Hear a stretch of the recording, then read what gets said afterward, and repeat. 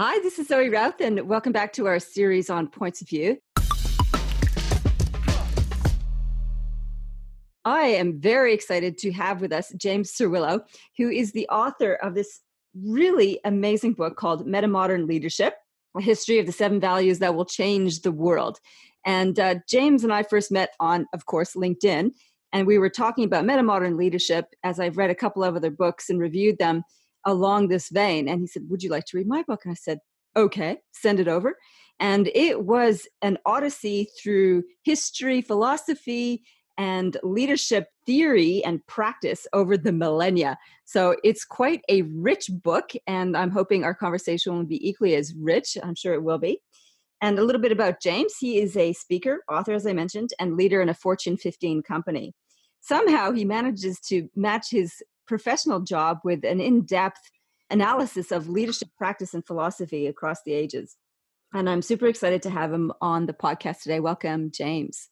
Thank you very much, Larry. Very good to be here. Now, do you go by James or Jamie or Jimbo or Jim Bob?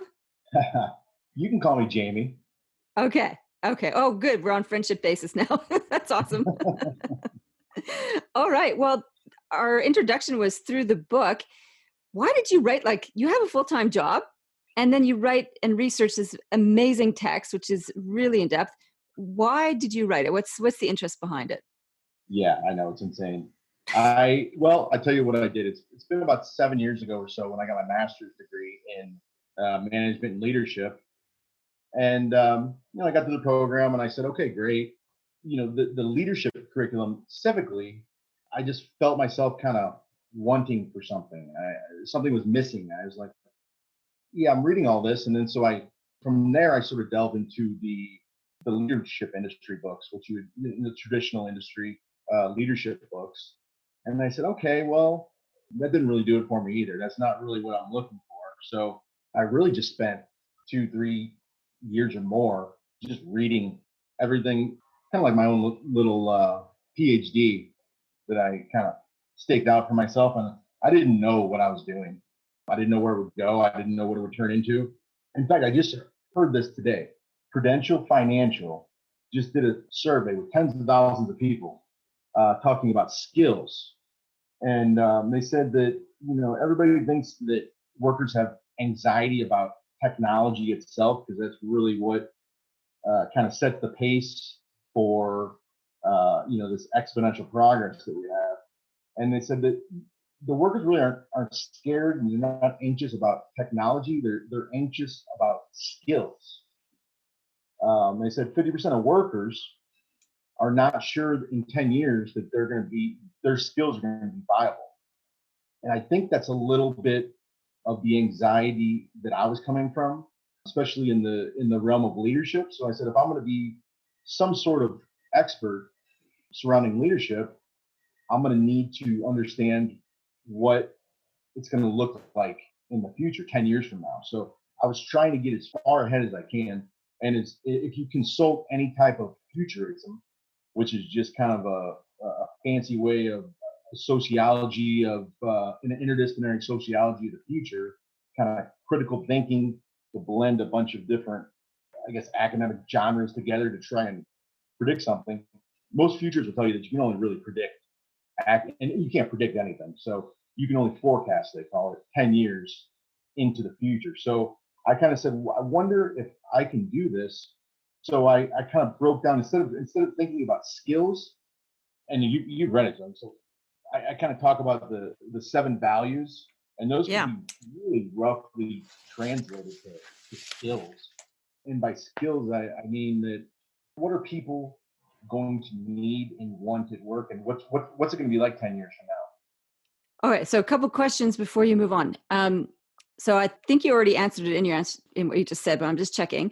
So when you were studying leadership, you found there was something missing and that the conventional teachings around leadership were leaving you wanting. Was that because you felt there was a gap between what you were seeing happening in the world around you and how these leadership philosophies and practice weren't meeting that? Or were you a bit more clear about what was missing?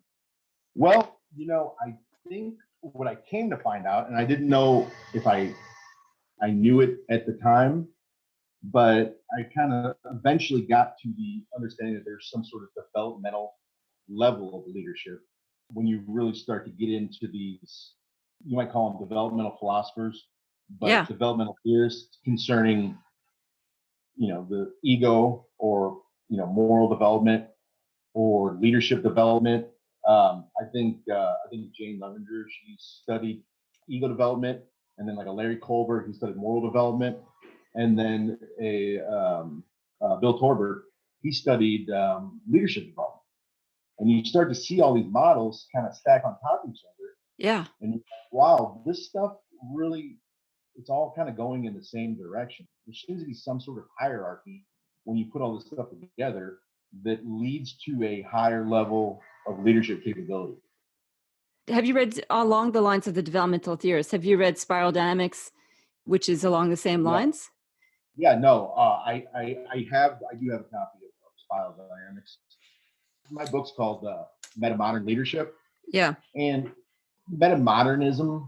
I'm involved with an email list with a lot of very analytical philosophers, mostly Europeans, but Americans all over the world. And they really break this stuff down at a much higher level because they're very analytical and academic minded, much more higher level than I can do. Is this the But integral theorists? Is that the distribution that you're no, part of? they're metamodernists. They're Oh, metamodernists. And metamodernists. Okay. they separate the integralists. So the integralists are mostly Americans that came from the school of Ken Wilber. Yeah. I think he's out of Colorado. So what you're describing from a spiral dynamic aspect, let me start it like this. The integralists say there's a quadrant of 4 that represents reality. So you have an I, a we, an it, and an it's. And what I find fascinating is that if you look at the PricewaterhouseCooper model of 2030 leadership for the future, Yeah. they say there's 4 worlds of work that we're going to have in the year 2030. And it pretty much goes right on top of that all quality, all quadrants, what I say, all levels. So you have they call it the green, the PricewaterhouseCoopers calls it the green quadrant, and that's kind of the human quadrant. And that's from the I, and that's where all your leadership industry is. That's where most of your all the ideas, all the empathy, the trust, all the virtue qualities that you'll get reading the traditional leadership industry books, and that's great. However, I think the integralists would say, well, that's very true, but you're still missing the other 75% of reality of the world. You're missing the economies of scale and the democracy and these different systems that are interacting in the business world. And you're also missing the social connection, the social cohesion, and the commons, and the social responsibility and trust between people that you can't really measure. It's very hard to measure. And then you're missing the quadrant, which PricewaterhouseCoopers calls the red quadrant, which is innovation and technology. The integrals would say, which is basically science, pretty simply. So I think that is a pretty good model to start to understand you'll see the word steepled or steeple sometimes when dealing with forecasting, and it's basically I'm probably going to get this wrong, but science, technology, engineering, economics. Oh, STEPO. Yeah. Political science, Organizational. legal, Yeah. demographics. So all these other things come into play if you want to start thinking about how to prepare properly for the future. So that's the integral approach, and metamodern differs how, from your point of view? Well, metamodernism. Now, let me get back to integral real quick. And like you said, the spiral dynamics, it's sort of this idea that there's this double helix model. You got to go back in history, right? And I'm not an expert in the integral world by any means, but I can roughly translate it. So you start this kind of spiral up let's just start from the traditional world, the pre-modern world, which is, I always kind of like to look at it prior to Francis Bacon, let's say 1600, or you can go back before the printing press, 100 years before that, or the Renaissance even before that. But when we say traditional, everybody kind of understands what that is. the kings and the popes and the traditional world of the West, at least. Yeah, And hierarchy, so command, everybody's control, and that kind of thing. command and control, and everybody's, all the knowledge is locked behind the walls of the monasteries and the books, and most people can't read. Well, you start breaking down these structures of and it goes back even further than this. You can go back to tribalism. You can go back to the axial age. Before that, when all these ideas started to, the Buddha and Lao Tzu and Jesus and all these characters that became the moral foundations, the moral and religious foundations of societies, all seem to spring up about the same time over the course of the world. And I think a lot of historians that study this kind of thing would say it's because it's not by accident. It's because that only 10,000 years before that we had learned how to plant a seed, and instead of becoming a nomadic people of small tribes, we settled down, planted seeds. We were susceptible to conquest. By the time we discovered morality, it might have taken 10,000 years to condense it into some sort of written form, and you had these prophets from all over the world that could kind of spread that message. So the traditional society is the codification of those messages in written form. It's a religious idea, mostly, right? And the modern world starts to break down those religious fundamentals with science, with a new natural law. I'm American, so I always kind of go back to the founding principles of America are modern principles. Nobody thought of anything like that before, to break away from the feudalism of the Middle Ages. By the time you get to, some might say that it started with Kant around the year 1800. Some might say it started with Nietzsche at the end of the 19th century. Some might say that it started in Paris in the 1960s with these postmodern philosophers. But something broke down the modern world into a new postmodern reality. I just wrote a piece last week about the sort of inflection point, the way I see it in culture in the United States, was 1969, probably about this time, 50 years ago exactly, when we had Woodstock, when man first walked on the moon, when we saw the spectacle and the horror of the Manson murders on TV. And you can follow the Vietnam War, the president leaving office, quitting office about 3 years later, the post-industrial economy, the oil embargo, the crime-ridden communities of the 1970s, and it's a new world. It's funny because I remember having a textbook or two in college about postmodern, and I remember flipping through it, and I still had it at the house when I started all this craziness. And when I was in college, I remember thinking, what the hell is postmodernism, and why would I even ever care about this? Good question. Yeah. So academically, what it is that you have these new structures, but also these new categories. So new things are popping up, and you're being able to describe them in different ways. And so it's a deconstruction. It's called, when you deconstruct enough, when you deconstruct the modern experiment, the experiment of the Enlightenment, it draws you into some sort of nihilism and cynicism. And that's really what happened, because people no longer believed in the grand narratives of the modern world. And there was some sort of deterioration. And this lasted for quite a few decades with no discernible difference across the spectrum of culture.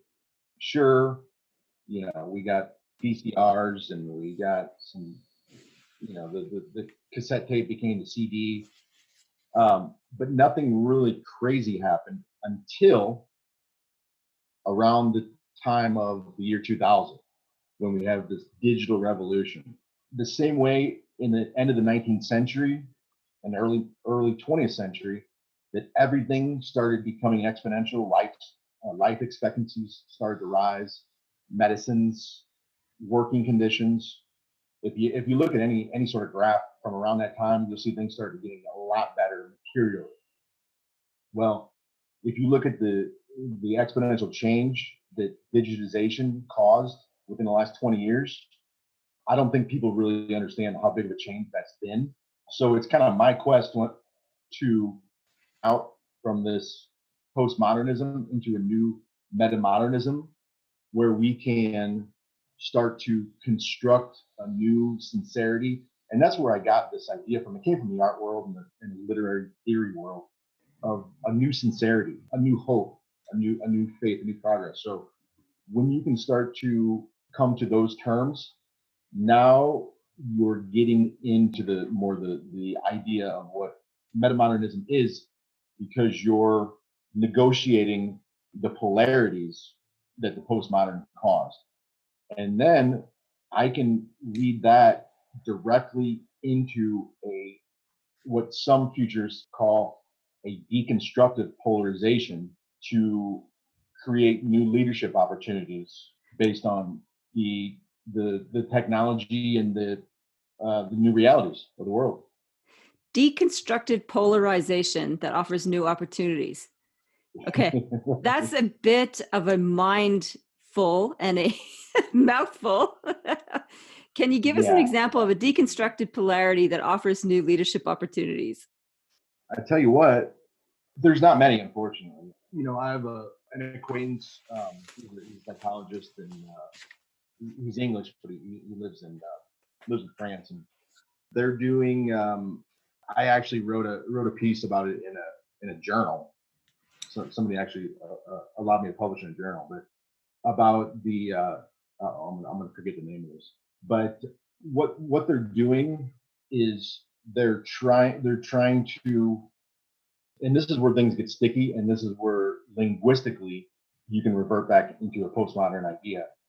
But they're trying to petition the governments to have mindfulness about the entire world. So they're trying to globalize and make sure that the governments are thinking about the full interdisciplinary systems and structures of the entire world, which is not something that the traditional nation state usually does, because number one, you're usually going to, there's sort of a sphere of empathy that humans just seem to naturally have, where you're going to be concerned with yourself first and your family second and your friends and community third, and you're going to kind of grow this circle of care that you have. And unfortunately, humans tend to have a limited sort of circle of care. But I think a lot of these, I would call them these neo-Piagetian people who think about adult development, say that there's not a limited circle of care that humans can offer. So that's the best big global idea that I can come up with right now. I mean, it can be done in very small ways, just by dialogue, essentially. So if I explore that a little bit, I think that's a useful paradigm to look at as a polarity. It's like if you're looking at that circle of care thing. So the circle of care about me, my family, and survival versus the world. It seems like two poles, and it can also be a polarity where two opposites actually complement each other. And if you explore the dynamic within it, you can find that the more you care for the world, the more you care for yourself and your family. If I'm translating correctly what you've just said, that is an example of a polarity that has leadership opportunities in it. Whereas conventional leadership would just look at, no, it's me, my family, my country versus the world. That's nationalism sort of sits in that modernistic sentiment, if you like. It's kind of black and white ethos. It's us against them. It's the US against everyone else, or it's England versus Europe, or whatever it is. Like those are some themes that have reemerged and are kind of hanging on. And then these if you call them metamodernists or post-conventional leaders, are saying there's the circle of care can actually continue to expand. It doesn't have to be limited. And what looks like opposites are actually supportive of one another. It takes a giant leap of experience to get to that, though, because I think if you're in survival mode, where realistically you're looking at how do I feed my family, it's very difficult to expand your circle of care to the world when you're looking at your starving child. So there are some realities that people aren't able to bridge just yet because of what they're facing day to day. No, absolutely. And it's a very, you call it entitled way to look at things. And that's why if you look at like the Engelhart Wetzel model, which is a sociologic model, it'll say that the more traditional, if you're looking at an XY axis, the traditional versus the secular values, and then the survivalist values versus the kind of the self-actualization values on that axis, the upper right quadrant is going to be your Nordic countries, right? Yeah. They're the most progressive. They're the furthest ahead. In fact, there's a philosopher, Hansi Frank. I love Hansi. Yeah, he just wrote a book called The Nordic Ideology. Yeah, I just bought it. I haven't had a chance to read it. How is it? Oh, okay, good. Good. So that's something in the metamodern realm that people in the Nordic countries have are lucky to live in that type of society, and you're not going to spring these ideas out of South Asia or Africa or the Middle East just quite yet. I'm glad you're saying the word post-conventional leadership, because that's exactly what Torbert talks about in his stages of leadership. So if the first stage of leadership, and he says that 5% of people are opportunistic. They're just out to win every battle and do what they can for themselves. A diplomat is the second stage, and that's about 12%. That's going to be your yes men, your people who are trying to appease conflict. And then your largest two categories are experts and achievers. 38% of people are experts in the hierarchy of leadership, 30% are achievers. So most experts are going to get promoted to become an achiever because they can do it, they know how to do it, they can step into a position, help other people do it, and achieve let's call it the scorecard of what needs to be done, the dashboard. So you're talking, what's that? Probably 80% of all your leaders are pre-conventional at this point. And this study was done 10 years ago. So my guess would be that we've crept up a little bit. We're a little bit better than we were 10 years ago, right? Stage 5 is 10%, and that's the individualist. That's the non-judgmental, creative, relativistic, aware of the post-modernization of the world, aware of these dichotomies that exist and how it's kind of caused such chaos. And they've kind of reached these first 4 levels, but they're not really sure how to implement it. And then you've got strategists, which are 4%. They can handle the complexity, the ambiguity, the conflicts, and really the paradoxes that happen in these dynamic systems. As soon as you can get to the level where you can kind of drive that change, you're fully in the post-conventional tier, I would say. And if you're sitting there, is that sort of where I think you need to sit at that level from a leadership maturity point of view to even be able to conceptualize some of the concepts you list in your book in terms from a metamodern leadership practice? Because a lot of the 7 values, quite a lot of them, you need to be able to handle and surf that ambiguity and that complexity. And you don't get that until you're at least in the post-conventional stages. I would think you're correct with that. So I think this is a good segue into actually talking about your book, which is awesome. I mean, and this is the conversation so far is representative of your book in that in answering a question, we kind of have to pull the threads across a number of different spheres in order to understand context to get to the answer. It's not terrible.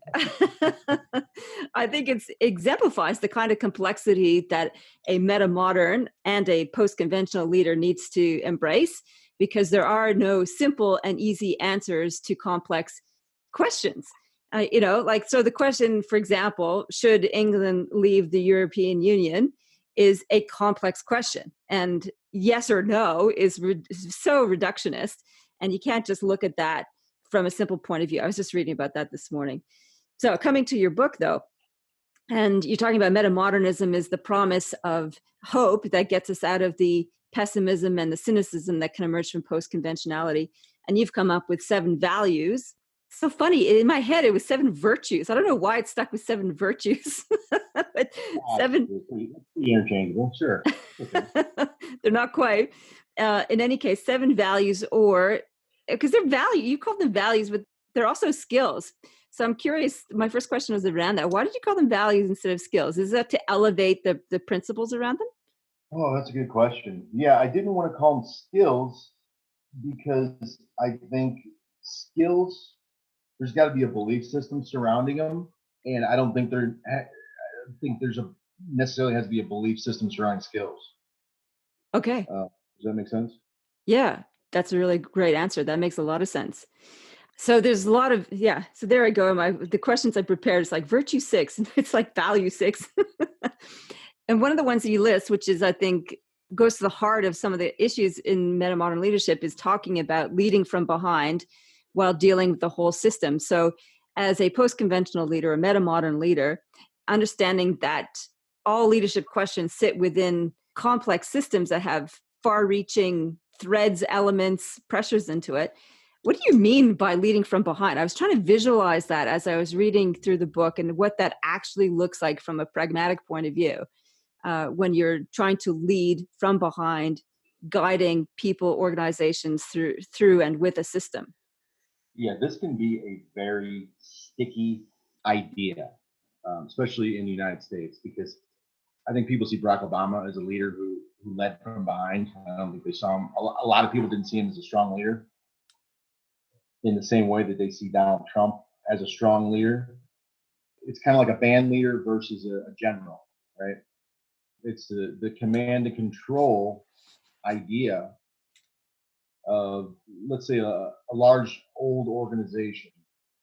It's going to have a lot of hierarchy. It's going to have a lot of levels of. It's going to have a lot of levels of leadership. You know, your newer modern organization, let's say like a Google or something in that nature, it's going to be less hierarchical, right? It's going to be more, I guess you could say, more egalitarian. Decentralized is probably the best way to put it. So there's going to be a lot more chaos than order, and chaos is what makes you go faster. But you lose your order, and it's very confusing if you don't have somebody, a leader, who can make some sense of it and divvy out that sense to where it needs to be. So it's kind of like being a conductor in an orchestra, where you're leading from behind because you're choosing the people to do these complex systematic requirements, be it their job or leadership of any, whatever the case. You're the person that's kind of directing things from behind, making sure people are doing these highly complex and I'm losing that word, but these systems that are connected. A regular command and control, a regular general is not going to be able to handle that complexity. They're just going to make a decision. And okay, that's fine, but you're probably not going to. I tell you what, I'll think of it this way. There's a guy, his name's Nick Jankel, really, really brilliant guy. And he talks about the chaos curve from order to chaos. And he's saying that you have to kind of step outside yourself to see the anger and anxiety when you need to change things. And most of the times, this can only be done with things like writing therapy, meditation, this kind of thing, because you're stuck in some sort of reactive cycle. So it's a transformation curve to a next order. So you're going down the curve into the chaos, and you need to reconstruct this order to reach the next level. I think that your conventional leader or your command and control leader pulls back, and they're reactive, and they're never going to be able to push through to get the speed and the capability that's going to be required now and in the future. I get it. So they pull back and they try and put some clear edges around the chaos, as opposed to what a post-conventional or a metamodern leader might do, which is zoom out to see the chaos and not to put hard edges around it, but to see what the dynamics are, and those create the shape of it, I guess, not boundaries. This is what Yeah, I'm thinking. yeah. I'm So talking as I'm thinking. So like a general would want to put hard borders around something, and a orchestrator or a conductor. conductor, thank you, a conductor looks at the chaos, sees patterns in it, and that emerges as a structure as opposed to trying to impose a structure on it. Is that sort of I where you're think getting at? I think I'll say this too. Michelle Gaffin, she's a cultural psychologist. She talks about loose cultures. What's her name? Michelle Gaffin? Gelfand, Gelfand, Okay. and she says that there's just in societies and cultures there's tight cultures, like a Germany or Japan where there's order, there's self control, there's discipline, there's exactness, or you got a culture like the Nordic countries, maybe like the Dutch. They're cosmopolitan, they're imaginative, they're forward thinking. Mm. These are the things that make people go faster, but it also causes more chaos. Whenever we perceive danger, we tighten up and we stop. And you know, if you want to talk about it in political terms, which I don't like to do, but you can talk about it in biological terms about personality. There's sort of an eternal battle of chaos and order. Do you build a wall or do you break down the wall? You didn't want to go political. There you go. Yeah. um, yeah, I think that's a really great visual, and it's a good cultural marker across so many different nations. Are we building walls or are we bringing down walls? And I think it's a good example. I mean, you brought it up, Obama versus Trump. And you're saying, you sort of alluded to that Obama leads from behind. He looks at the system and Trump doesn't. I have a question. Like, I don't want to get into the political discussion around that because I think it'll just reinforce my own perspective on it. What I am curious about it is, I have a question about that. Like, there's a surge of nationalism both in the US and the UK and elsewhere. Do you think, have you seen examples where nationalism and protectionism actually serves a nation? Or do you think it's going backwards? Well, I think that getting back to kind of what we were talking about earlier, that there are in many societies, there's sort of these developmental tendencies. I think one of the tenets of metamodernism is that you can't skip from modernism to metamodernism. A lot of people don't like postmodernism, and for good reason. However, you got to understand what postmodernism is to get through it. And I think a lot of your public intellectuals, like let's say Jordan Peterson. I don't know if you're aware of Jordan Peterson. Yeah. Kind of a lightning rod. A lot of people like him, and a lot of people both like him and don't like him. But he'll say something like, the postmodern period should never have existed. Let's revert back to the modern world. Okay. And it's like, well, you can't do that. It's a little reductionist and it's a little too simple. It So is, but I think people are attracted to that because there's something safe and comforting about traditionalism. And I think that's what the attraction is. there's something nostalgic about it that people enjoy. Absolutely.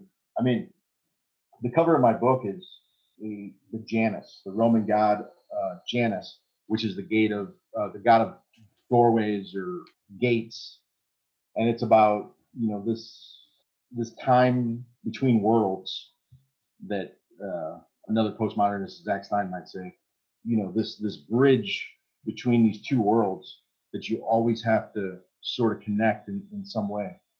So getting back to your question, there was a time where it was just going to happen that people needed nationalism to get through a period, kind of like what you were talking about regarding, some people in some places are not going to pick up on a lot of these ideas.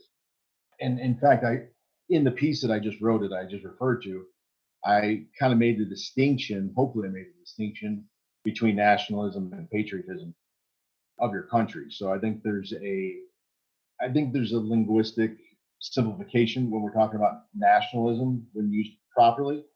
I think there's some sort of instrumentalism that you're using nationalism for the wrong reasons. Not that you can't always want what's best for your country and always, put your country ahead of other countries, but there's something there in terms of nationalism, that obviously, for good reason, in the 20th century you learned is detrimental to lots of people and potentially deadly. Yeah, I agree with that. I think that's a nice distinction, though, nationalism versus patriotism. You can be proud of where you live and what culture you belong to, and it doesn't necessarily have to be at the expense of other countries. And I think maybe that's the distinction. Nationalism is protection of one's own country at the expense of others, or to There's a lot of talk about identity politics, uh-huh. especially from the right to the left. Yep. Well, I think nationalism is a type of identity politics from the right. Yeah. So there's definitely a dialogue that you can have there to kind of sort that out, I think. That's beautiful. I have a clarification question around postmodernism and saying, you have to understand postmodernism to get through it. It's not a very happy place to be. And you kind of touched on it earlier in the conversation about postmodernism, where modernists had a view of the world that was structured and orderly. Postmodernism kind of explodes it and is problematic. What do you see as difficult and problematic about postmodernism? Well, it's complex, it's academic, it's not serious. It can delve into the absurd. A lot of what my book is about and a lot of what my research is about is actually about generation too, which we haven't even really got to that yet. But I like to stick Generation X.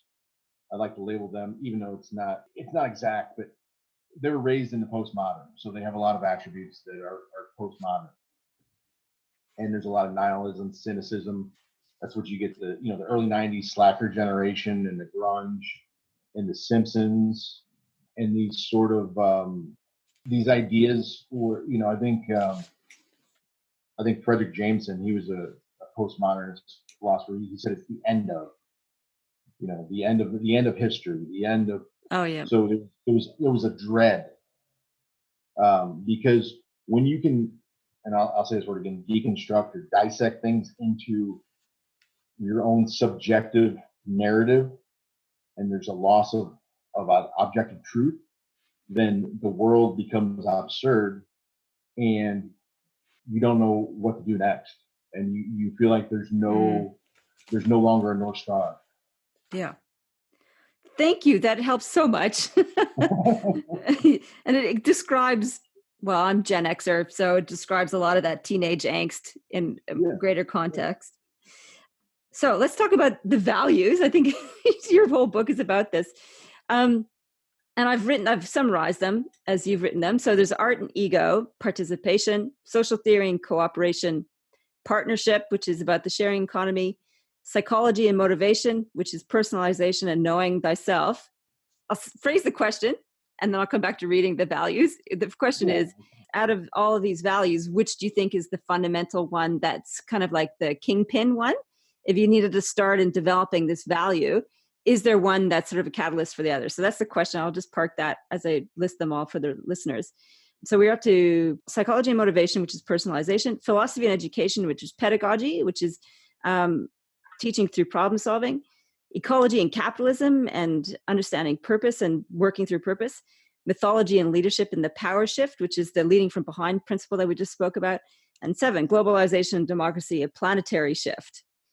So those are all the fulsome values and leadership principles and practices. Which do you think is there a kingpin one that you'd start with? Well, I never thought of that, but I'll answer that question.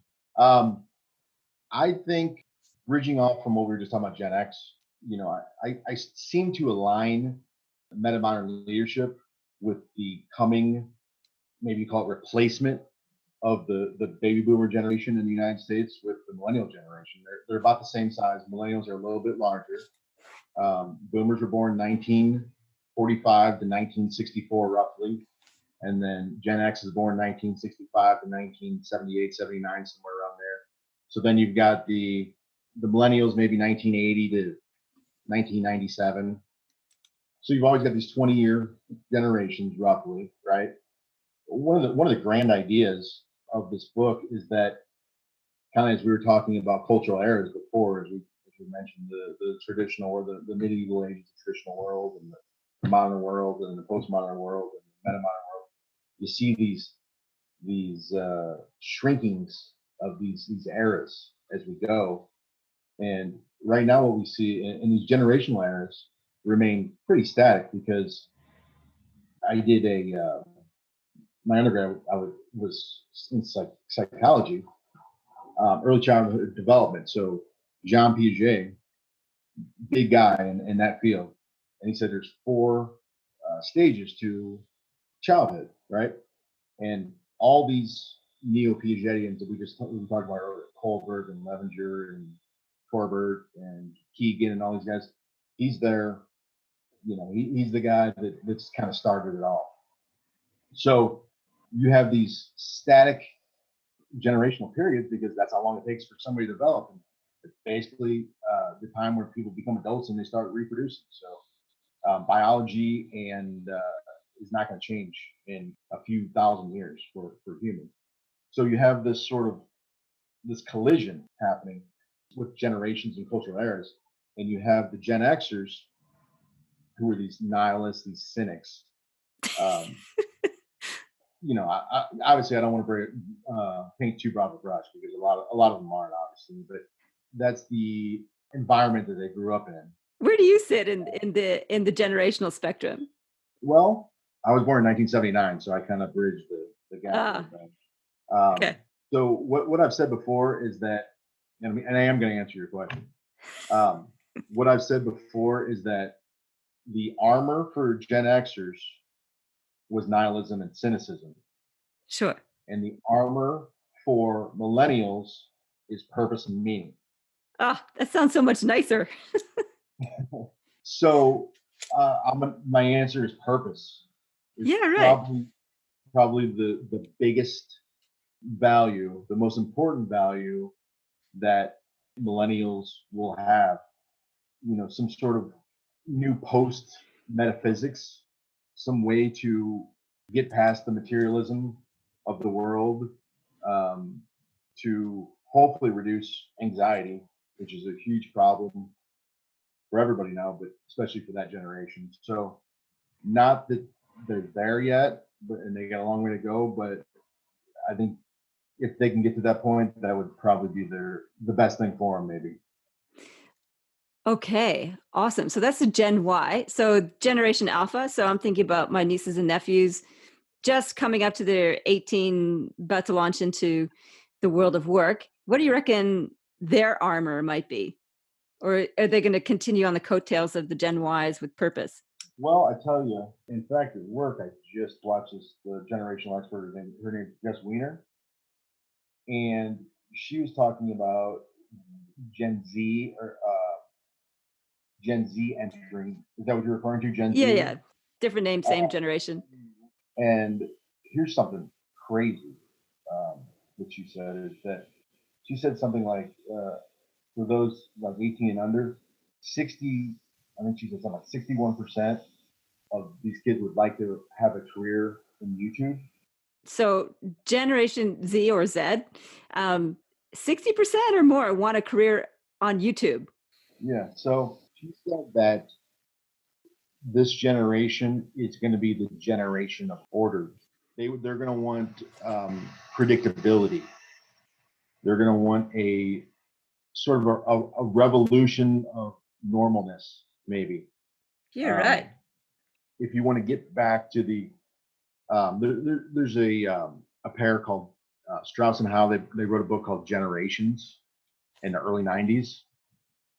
And they said, and this is a pretty cool idea.